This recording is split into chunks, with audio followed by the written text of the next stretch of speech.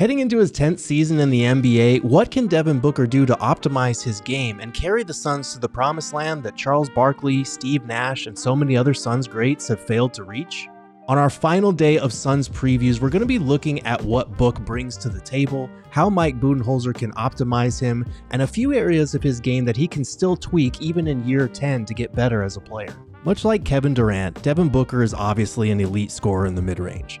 Whether he's zigzagging around screens to get to his spots, going one-on-one in isolation situations, pulling up against his defender at the drop of a pin, or getting to his patented, unstoppable turnaround jumper falling away, Book is one of those guys who can get their shot off any time against one-on-one coverage. Per Cleaning the Glass, 23% of Book's shots came in the long mid-range, which ranked in the NBA's 100th percentile. Excluding garbage time, half his shots came from the overall mid-range, which ranked in the NBA's 91st percentile. Book did shoot 47% on long middies and 50% on all middies, ranking in the 91st percentile mid-range efficiency. But just because Book can make tough contested twos doesn't mean it's the optimal possession in a three-point heavy league. The times are a-changin', and teams need to get up around 43s a night to keep pace with teams like the Boston Celtics or the Dallas Mavericks. Under Mike Budenholzer, so far in the preseason, the Suns have been a top 5 team in three-point attempts after ranking 25th in that category last year. The question is, how does a mid-range master like Devin Booker feel about all these threes? I like it.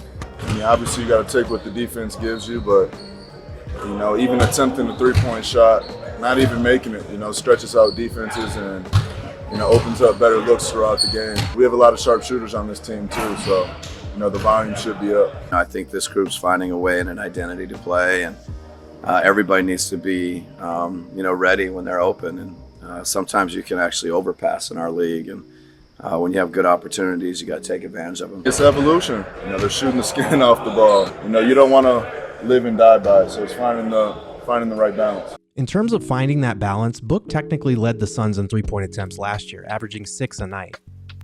But that was only the 4th highest average of his career, and his three-point frequency ranked in the 20th percentile among guards. Booker only shot 36.4% from deep, but most of his attempts on a nightly basis were pull-ups, which brings a whole new threat for defenses to worry about. Book's 4 pull-up threes per game were a career high, and he made 36% of them, showing he understood 2 is less than how many, Brad?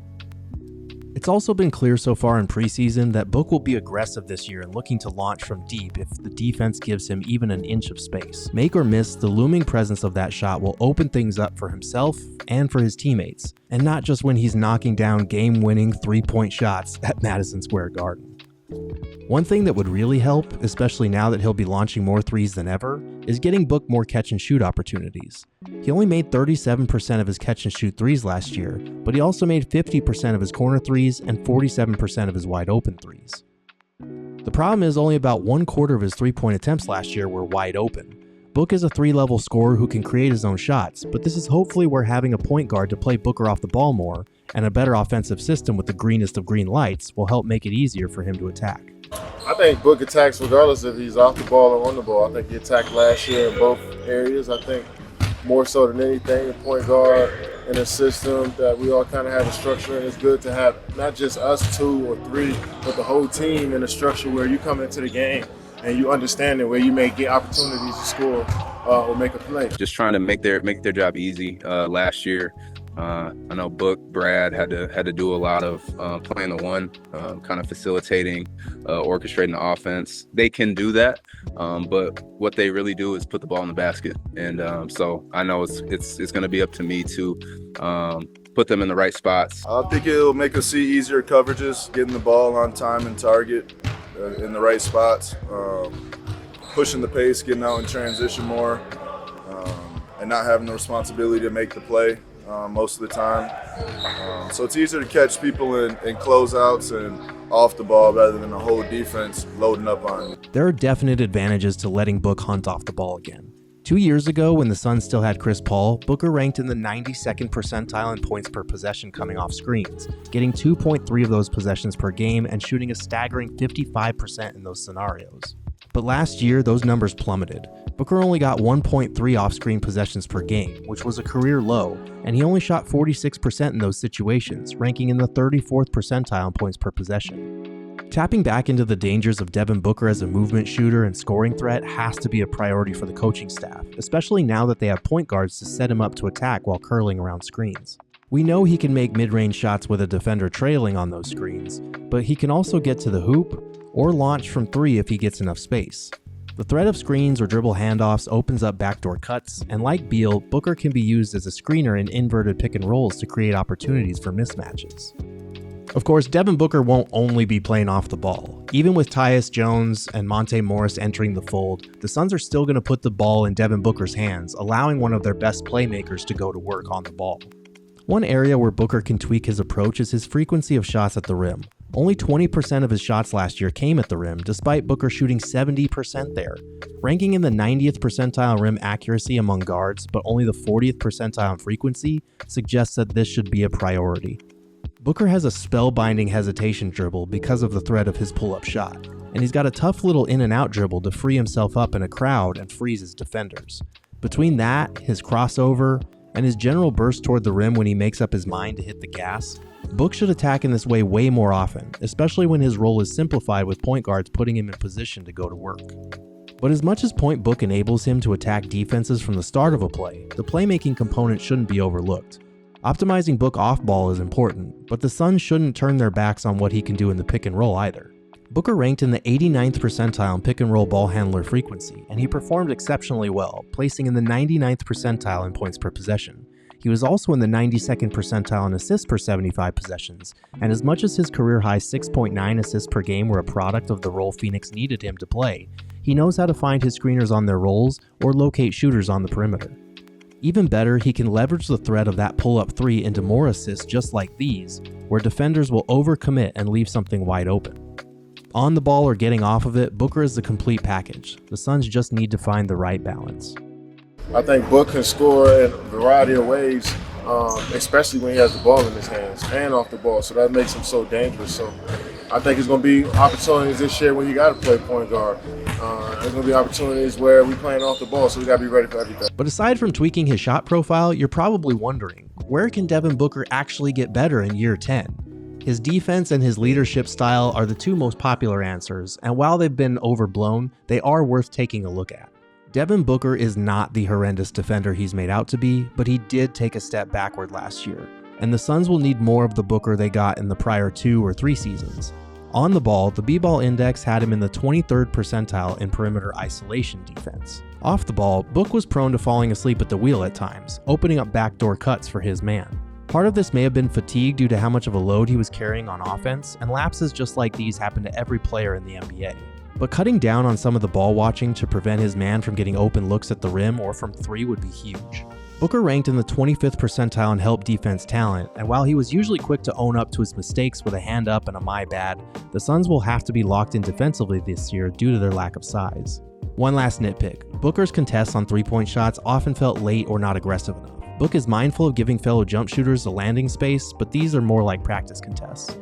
With that being said, it's not all bad on the defensive end for Book.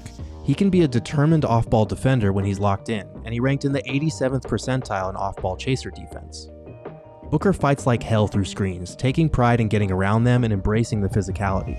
Because he's so gifted offensively, he usually understands where a play is going to stick with his man, and he communicates well in most of those situations.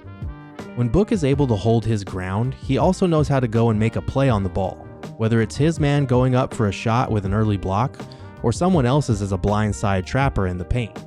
His steal and block rates are pretty low, but he knows how to read a passing lane well enough to snag the occasional steal, especially after misses when the opponent tries to start a fast break and he's lying in wait. Again, Booker isn't going to record a ton of defensive highlights, but if he can bring that same defensive presence he brought to the Olympics, Phoenix will be in a better place. Booker said, "I'll do it for Team USA," but if you ask him about his defense in Phoenix, it's more like, I've been doing that.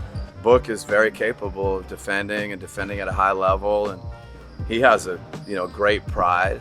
I think those guys that have that kind of pride and toughness can be good defenders. He's bringing that USA dog here, especially getting out there on the defensive end. I think y'all gonna see a lot of that this year. Really started with USA basketball, that was for us a great example of what he can be and what he can do, and I'm sure he's going to hear it from me, from his teammates. That's what we want, that's what we expect, and I think I think he's in a good place to do that, and at the same time know that our team is different and what he has to do for us is different, and being respectful of the load that he carries, but at the same time demanding of all of them to be great defenders, and I think Devin's in a good place to do that. I think that's our main focus. I think we know how talented we are offensively, but the quicker we can gel, the quicker the communication is open between everybody and holding each other accountable, we'll be in a pretty good place.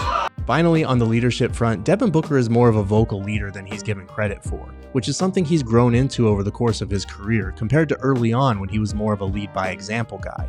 But now, in year 10, as he's set to pass Walter Davis for the franchise's scoring leader, Book is the face of the franchise and of the entire city. There's a chance he'll go down as the greatest son of all time, and everyone in the organization understands the impact that he can have on his teammates.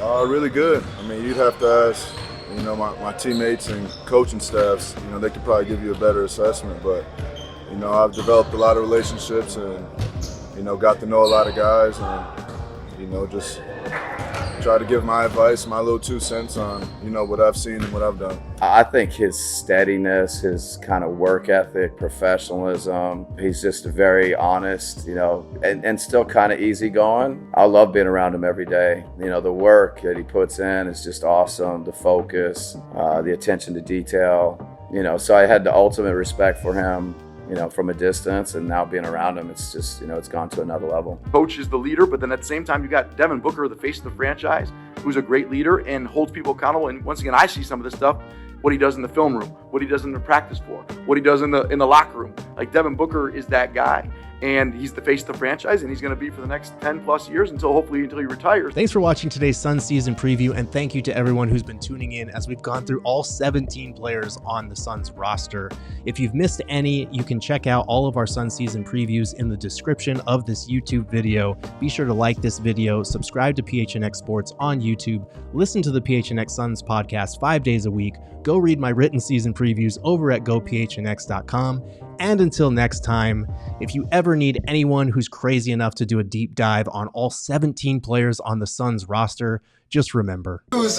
I'll do it. I'll do it. Oh, God.